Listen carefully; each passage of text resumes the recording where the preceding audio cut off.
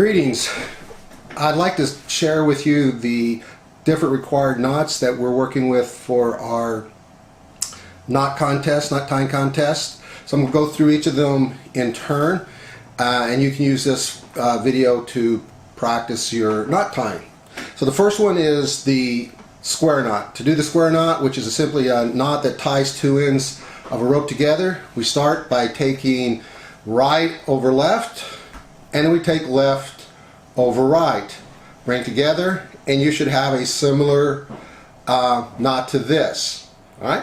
It goes like this. This knot is not necessarily a super secure knot, and many times if you want it to be secure, you'd have to do a half hitch on either end to make it secure.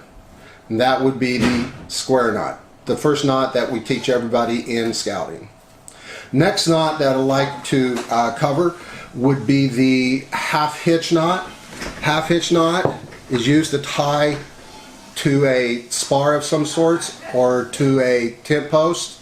So we're going to wrap around our object that we're going to tie, and then we're going to come through, then we're going to make that loop one more time, and then we have what is basically a double knuckle here, and that double knuckle will end up making our two half hitches. So this is two half hitches. So once again, two half hitches are going to be done by wrapping around a spar of some sorts, coming through the first time, the loop that goes around the spar, coming over the top, back through and under, and then dressing it up so that you have the nice clean two knuckles against the actual spar. Okay. The next knot we're going to do is the taut line hitch. Taut line hitch starts similarly to the two half hitches. The taut line hitch is used generally to actually give us the ability to lengthen or shorten a given line, often used in tents or used in tying off to stakes or other types of lines that need adjusting. So we start again with the working end coming around a spar of some sorts. We're going to come through like we would for a half hitch, but unlike a half hitch, we'll take a second turn through to create two knuckles to the inside as such.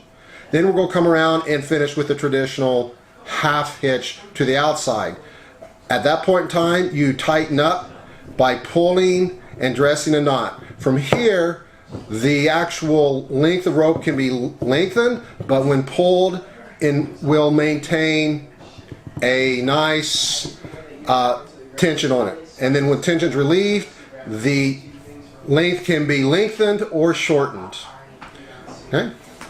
The next knot we're going to work on is going to be the bowline knot. Bowline knot is typically used to tie off to a person or to a pole, spar, or anything that you want a easy to untie but secure loop.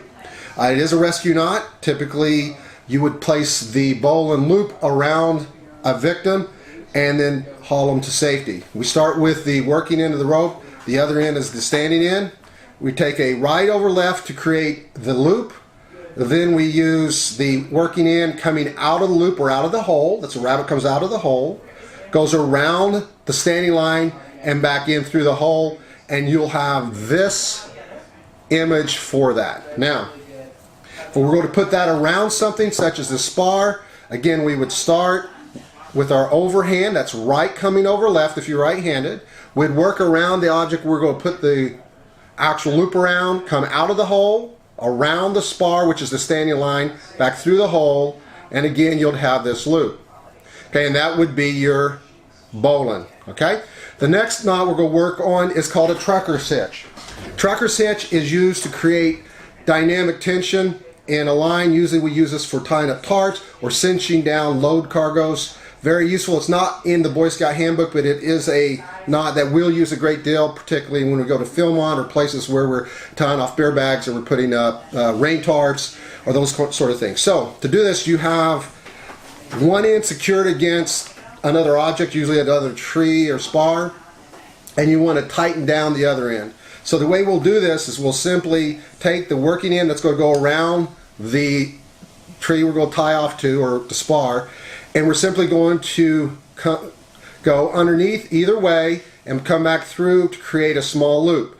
That loop easily comes out, so this makes us a knot that's easy to undo. So take our loop, come back through, create a simple loop. Okay, then what's going to happen is we will come around, for example, the spar, pull this back, and that creates tension. So we'll go a little bit longer on this.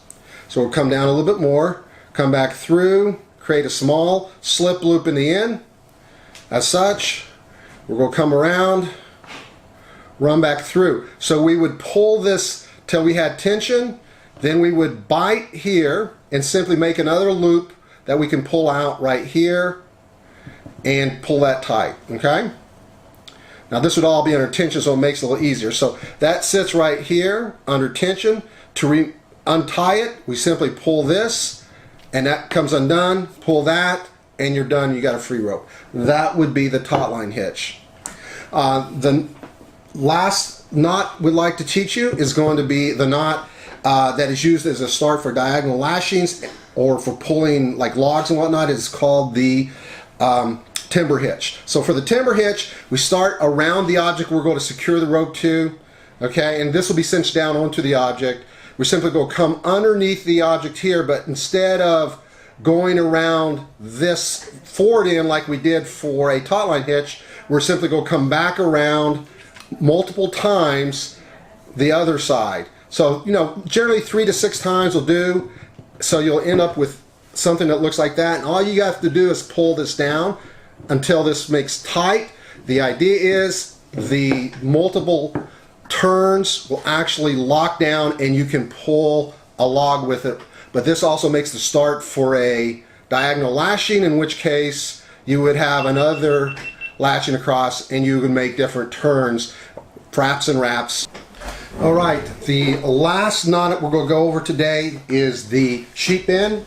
The sheep bend is used in general to tie 2 dissimilar size ropes together and to bind them, often used in sailing. So I have 2 different size ropes here. Of course, it could be the same size. Normally we start with the largest rope first and then tie around it with the smaller rope. So this is our main sheet, for example. We would put a bend in the rope anytime we make a turn. That's called a bend, with a little bit of leftover room at the end. Then we'll take the smaller rope.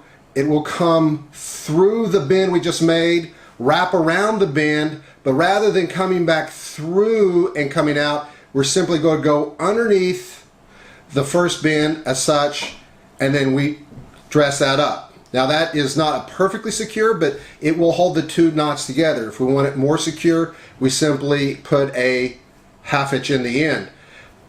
There is another version of this that is more secure and a little tighter, and in which case we come around twice underneath and then make it, and this creates more of a secure knot in the sheep bend. So it's a sheep bend or double sheep bend. Those are the 2 types of sheep bend knots. So I'll do it one more time.